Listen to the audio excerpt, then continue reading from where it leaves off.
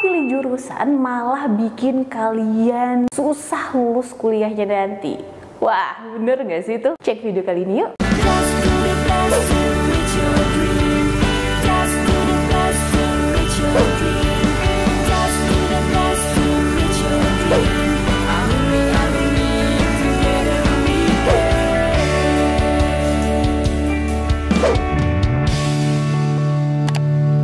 Kapan lagi kamu bisa ikutan tryout UTBK gratis di GP Media kalau bukan sekarang? Ikuti syaratnya dan kirim bukti screenshot di gpmedia.id ya, jangan sampai ketinggalan. Buat kalian yang lagi cari tryout SNMPT dan ujian mandiri untuk masuk PTN, kita punya solusinya.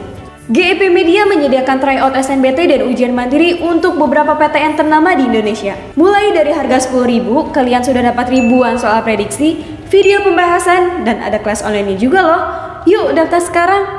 Semuanya, balik lagi di GP Media Channel. Kira-kira gimana sih nih untuk memilih jurusan yang tepat dan jangan sampai kalian itu malah bingung nih pada saat udah akhirnya keterima dan kalian itu nggak tahu nanti ke depannya gimana. Waduh, jadi penting banget ya sebenarnya riset atau cari tahu dulu jurusan tersebut itu tuh bergerak di bidang apa dan kayak gimana. Untuk mengetahui gimana caranya untuk meriset jurusan-jurusan yang kalian pengenin, kakak akan kasih tahu nih tips-tipsnya. Kalau kamu tahu bahwa yang pertama, jurusan yang kamu idam-idamkan itu belum tentu sesuai dengan ekspektasi kamu. Belum tentu secara penuh sesuai dengan bayangan kamu. Nih, kebanyakan dari kalian itu pasti pengen ngambil jurusan yang mungkin udah sering kedengeran atau familiar aja. Misalkan kayak ngambil hubungan internasional, ya udah nanti aku mungkin jalan-jalan.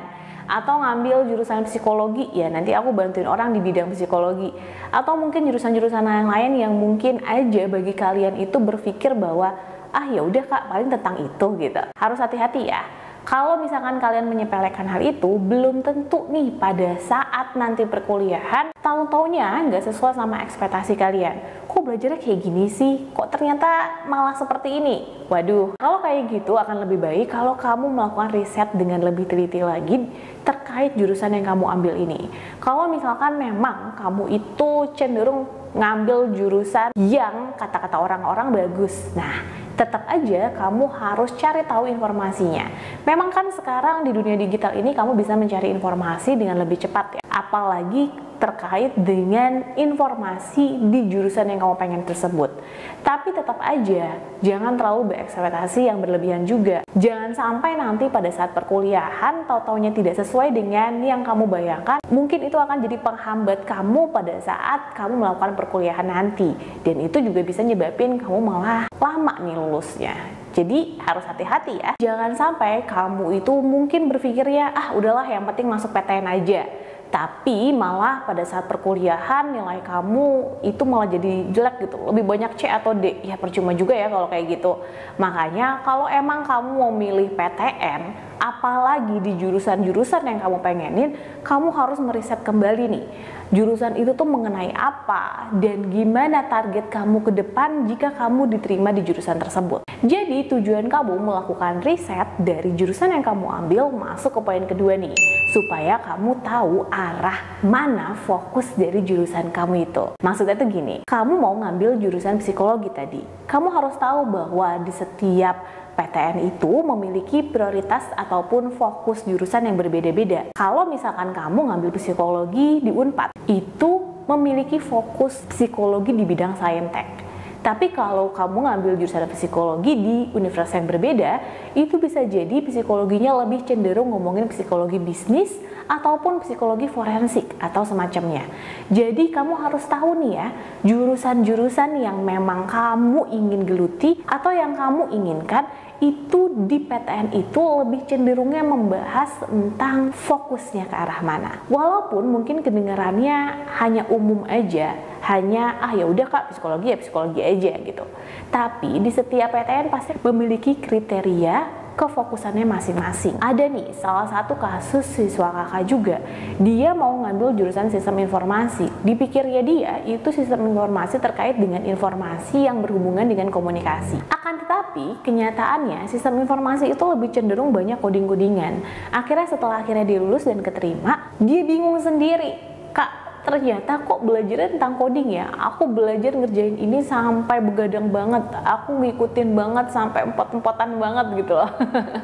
Jadi yang dia kira di awal itu hanya sekedar manajemen dalam informasi, dalam bentuk komunikasi, tetapi ternyata lebih cenderung coding-codingan di komputer, dan itu lebih cenderung informasi digital. Jadi kamu harus tahu dulu nih terkait dengan jurusan yang kamu ambil. Sistem informasi ini apakah lebih cenderung ngomongin codingannya, atau ngomongin informasi di bidang digitalnya, atau apa yang difokuskan pada PTN itu. Kalau misalkan kamu udah tahu duluan, nggak susah payah lagi nih pada saat nanti berkuliah. Kamu udah tahu, wah ini ternyata mengenai ini. Jadi itulah passion aku di bidang itu. Dan kamu juga tertarik untuk melakukan setiap tugas-tugas perkuliahannya. Jadi nggak salah juga kan kamu milih jurusan kalau kamu sudah melakukan riset dengan baik-baik. Nah, selain itu untuk poin ketiga, kalau kamu melakukan riset dengan tepat, itu akan membantu menentukan jenjang karir kamu yang memang sesuai dengan jurusan yang kamu ambil. Jadi, kalau misalkan kamu udah tertarik banget di bidang ini dan akhirnya kamu juga udah keterima di jurusan itu, kamu udah mulai pikirin tuh jenjang karir yang akan kamu lakukan jika kamu nanti lulus kuliah. Jadinya udah mulai terarah ya pikiran kamu, udah mulai mengerti nanti masa depan kamu gimana. Kalau misalkan kamu selama perkuliahan juga udah mulai aktif dan kamu juga semangat, itu menjadi portofolio yang bagus banget buat kamu dalam mengikuti jenjang karir yang kamu inginkan. Jadi mulai dari sekarang, coba pikirkan baik-baik jurusan yang memang sesuai dengan impian dan ketertarikan kamu di kedepannya. Karena itu juga akan menentukan masa depan kamu nantinya. Kemudian, jika kamu melakukan riset dari awal terkait jurusan yang kamu ambil, kamu juga bisa tahu nih, kira-kira nanti peluang kelolosan kamu untuk jalur SNBP ataupun SNBT gimana. Ada data dari website resminya SNPMB, itu ada di snpmb.bppp.kemdikbud.go.id. Di website itu akan ada data terkait dengan daya tampung tiap tahunnya dan juga banyaknya pesaing di jurusan yang kamu pengenin itu. Kalau teman-teman memang sudah akhirnya melakukan riset yang tepat, kamu juga bisa menentukan risetnya itu berdasarkan dengan kemampuan kamu di bidang akademik untuk bisa lolos di PTN tersebut. Ini akan membantu kamu untuk bisa menentukan target kamu sesuai jurusan kamu atau tidak, sehingga kamu juga perlu realistis dalam memilih jurusan yang tepat. Jika misalkan kamu tuh terlalu tinggi, ternyata pesaing kamu di jurusan psikologi itu banyak, kamu harus cari alternatif jurusan yang mungkin saja seperti itu tetapi tidak terlalu berbeda jauh. Misalkan aja kamu mengambil komunikasi atau mungkin bimbingan konseling nih yang nggak beda jauh sebenarnya dari psikologi, tetapi realistis dengan data dan nilai-nilai serta kemampuan kamu sendiri. Jadi penting juga melakukan riset dan persiapan dari awal terkait keinginan dan passion kamu ke depannya. Nah, riset yang tepat juga itu terkait sama poin kelima, supaya kamu bisa memprediksikan biaya selama perkuliahan kamu nanti. Kalau misalkan kamu ternyata akhirnya memilih jurusan kedokteran dan kamu bener-bener keterima di jurusan itu, kamu harus menyiapkan pendanaan yang memang cukup besar untuk jurusan itu. Kalau misalkan kamu merasa bahwa kemampuan kamu bisa kamu ajukan lagi untuk mendapatkan beasiswa atau dana bantuan, kamu lakukan itu pada saat kamu udah tahu kalau kamu akan keterima jurusan itu. Jadi contohnya aja nih, kalau misalkan kamu tahu bahwa nanti perkuliahan biayanya akan besar, mulai dari sekarang kamu sudah mulai mencari tahu informasi terkait dengan beasiswa ataupun KIP nih, dana bantuan dari pemerintah. Itu kira-kira gimana tuh? Atau juga misalkan nih jurusan-jurusan seperti DKV ya, desain komunikasi visual. Hati-hati nih juga teman-teman, jangan kira desain komunikasi visual itu berpikirnya hanya komunikasinya aja, lebih banyak komunikasinya aja. Waduh, hati-hati ya.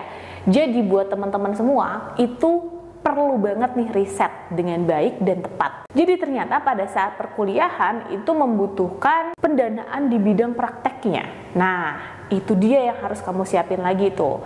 Mulai dari gimana kamu bisa nyiapin laptop yang sesuai untuk jurusan yang kamu inginkan, atau mungkin alat-alat praktek yang biayanya itu juga cukup banyak. Nah, itu juga harus kamu prediksikan mulai dari sekarang.